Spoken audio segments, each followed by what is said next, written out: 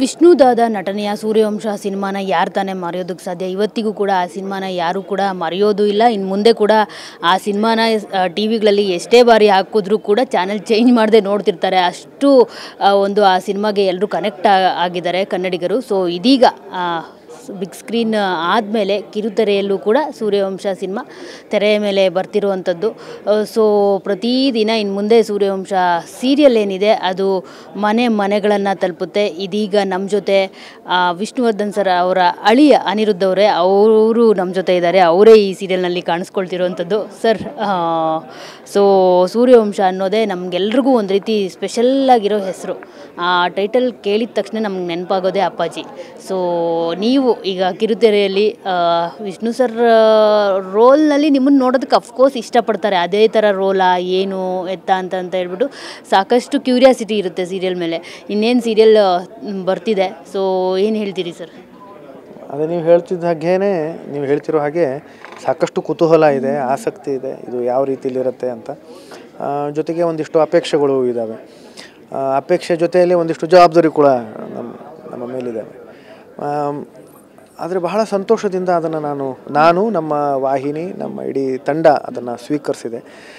ಈಗಾಗಲೇ ನೀವು ತುಣುಕುಗಳನ್ನು ನೋಡಿದಿರಿ, ಅದು ಸಿನಿಮಾ ಮಟ್ಟಕ್ಕೆ ಅವು ಬಂದಿವೆ ಅಂತ ನೀವು ಹೇಳ್ತಿದ್ರಿ. ಅದು ಆ ಛಲದಿಂದನೇ ನಮ್ಮ ಇಡೀ ತಂಡ ಕೆಲಸ ಮಾಡ್ತಿದೆ. ಹಾಗಾಗಿ ಆ ಒಂದು ಸೂರ್ಯವಂಶ ಶೀರ್ಷಿಕೆ ಏನಿದೆ, ಆ ಶೀರ್ಷಿಕೆಗೆ ತಕ್ಕ ಹಾಗೆಯೇ ನಮ್ಮ ಧಾರಾವಾಹಿ, ಇಡೀ ಧಾರಾವಾಹಿ ಅದು ಬರುತ್ತೆ, ಜನ ಇಷ್ಟಪಡ್ತಾರೆ ಅನ್ನೋ ನಂಬಿಕೆ ನನಗಿದೆ. ಸರ್, ಅನಿರುದ್ಧ್ ಅವ್ರಿಗೂ ಕನಸುಗಳಿಗೂ ಇರೋ ಕನೆಕ್ಷನ್ ಏನು? ಬಿಕಾಸ್ ಜೊತೆಯಲ್ಲಿ ಸೀರಿಯಲಲ್ಲೂ ನಿಮಗೆ ಕನಸುಗಳು ಕಾಡ್ತಾ ಇರುತ್ತೆ. ರಾಜನಂದಿನಿದು ಅವರಿಗೂ ಕಾಡ್ತಾ ಇರುತ್ತೆ, ಅಲ್ಲಿ ಹೀರೋಯಿನ್ಗೂ ಕಾಡ್ತಾ ಇರುತ್ತೆ. ಈ ಸಿನಿಮಾದಲ್ಲೂ ನಿಮಗೆ ಕನಸುಗಳು ಕಾಡ್ತಾ ಇರುತ್ತೆ. ಏನಿದು ಕನೆಕ್ಷನ್ ಅಂತ? ನನಗೆ ಒಳ್ಳೆ ಪ್ರಶ್ನೆ ಕೇಳಿದ್ರಿ ನೀವು.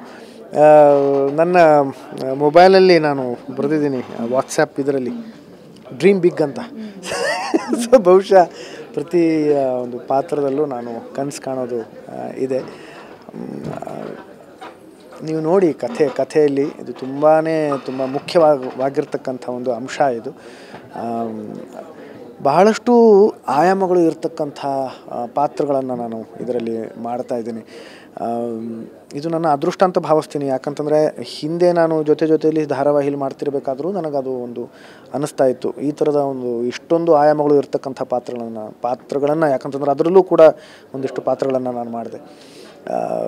ಒಂದು ಆರ್ಯವರ್ಧನ್, ಆಮೇಲೆ ಸ್ಪ್ಲಿಟ್ ಪರ್ಸನಾಲಿಟಿ ಇತ್ತು, ಆಮೇಲೆ ಒಂದು 20 ವರ್ಷದ ಹಿಂದಿಂದು ಪಾತ್ರ. ಹಾಗಾಗಿ ಅಲ್ಲೂ ಕೂಡ ಪಾತ್ರಗಳು ಅನ್ನೋ ಥರದ್ರಲ್ಲಿ ಅಭಿನಯಿಸೋ ಒಂದು ಅವಕಾಶ ಸಿಕ್ತು.